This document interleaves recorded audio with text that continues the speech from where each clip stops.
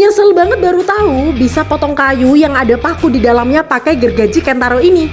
Panjang mata gergajinya 18 inch, terbuat dari bahan besi baja yang berkualitas, tajam, tahan lama dan anti karat. Pegangannya sudah dilapisi karet, nyaman saat digenggam dan tidak licin saat digunakan.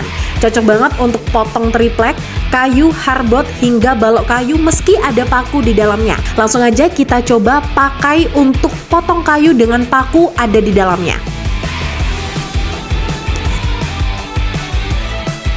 Gimana? Udah terbukti tajam dan presisi kan potongannya? Langsung dapetin produk berkualitas ini sekarang juga.